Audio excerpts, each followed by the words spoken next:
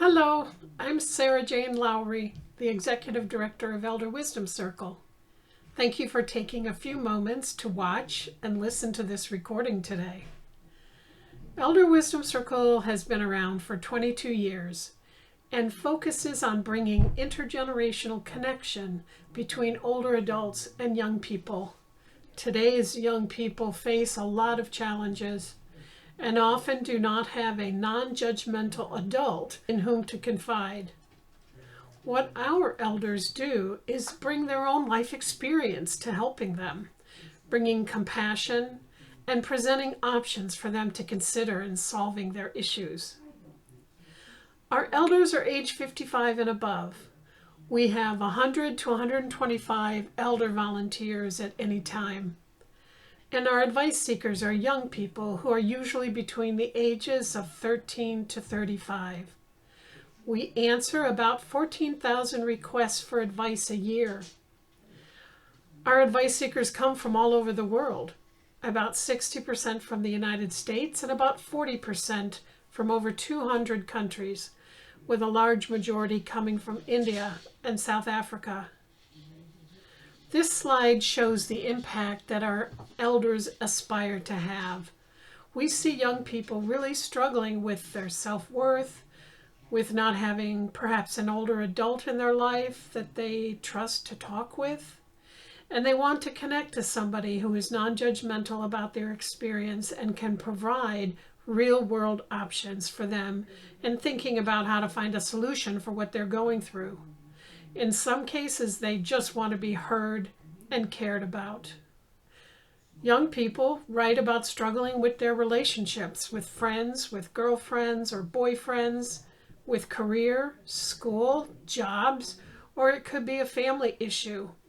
And often that means that they don't want to go to a parent or teacher or even a guidance counselor.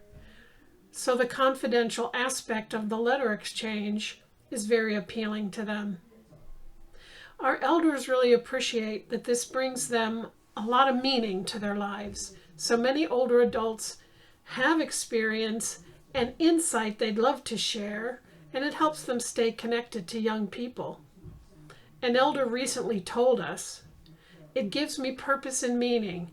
It allows me to draw on and remember so many things I've learned, experienced, created, and more. Things that I apply to my responses and seem to be helpful. My life experiences, successes and failures still have value and meaning." So this slide shows our measures of success. The numbers are from a recent survey that we did and represent about 550 advice seekers who took the survey over the past several months. We're so happy to see that the advice seekers find our advice helpful and use it to solve some of their issues.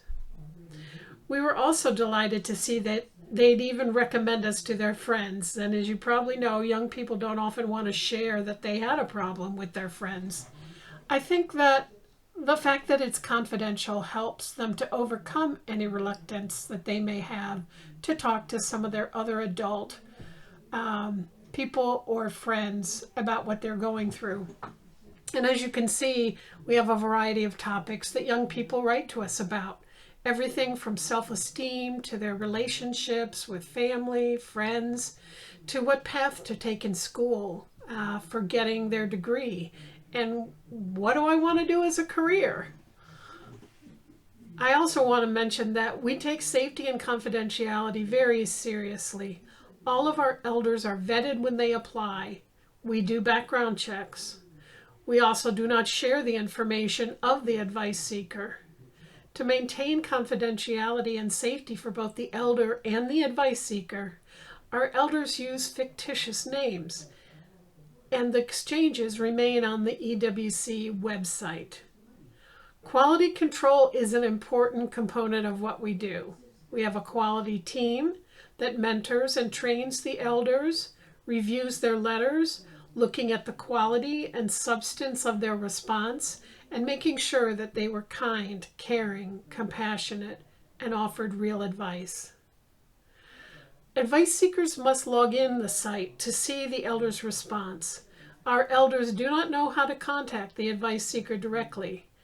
The advice seeker, you'll see on the next slide, logs in using their email address and submits a request. They choose a 4-letter PIN, and when their response is ready, they log back into the website in order to retrieve their letter, rather than us emailing the response to the advice seeker.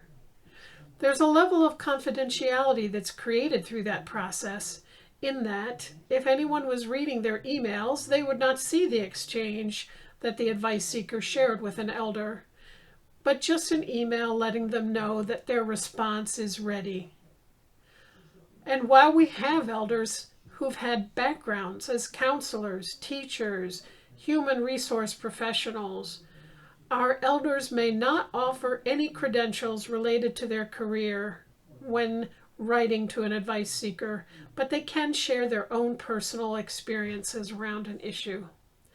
So this shows you where they go when making a request for advice and how they write about their issue. They choose how urgently they need their response, and they select their own PIN in order for them to be able to log in to retrieve the response. These are some testimonials that also came from that survey, that young people wrote to us about their experience with Elder Wisdom Circle.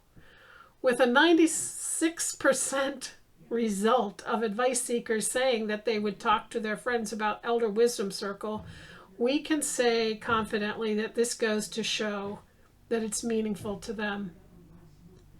We're seeking partners to work with, and I'm hoping as you see this, you might see yourself as a partner for Elder Wisdom Circle.